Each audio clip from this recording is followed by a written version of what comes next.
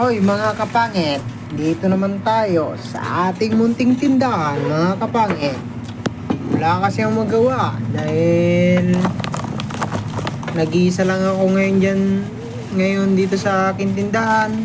Kaya ang ginawa ko mga kapangit, humanap ako ng mga gawain tulad ng paglinis at pag-display ng mga paninda.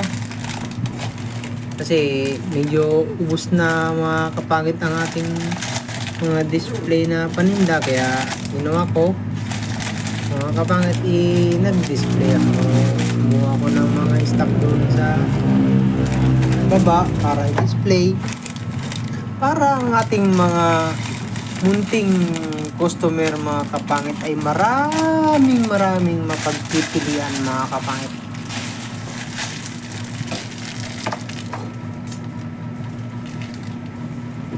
Pero kahit ganun mga kapangit, maliit ang ating inutubo sa bawat teacherya. Tiyaga lang tayo mga kapangit. Kaya nga sabi nila mga kapangit, pag may tiyaga, mayroon kang ilalaga. Kung tutusin mga kapangit, kung magkano lang ating tutubuin sa teacherya. Mga kapangit, yung corn bits na yan mga kapangit, ibenta namin dyan mga kapangit 20 pesos mga kapangit, pero ang tubo namin dyan ay 3 pesos bawat isa. Ang 10 piraso na yan mga kapangit ay mauubos sa loob ng 1 linggo.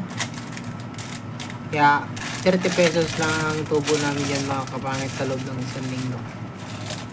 Sa corn bits lang mga kapangit. Pero kahit ganun mga kapangit,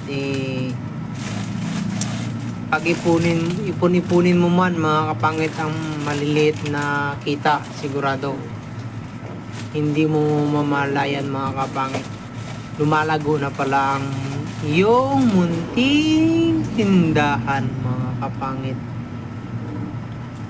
Ang naging inspirasyon ko dyan mga kapangit, alam nyo kung sino mga kapangit, di siyempre yung aking partner na misis.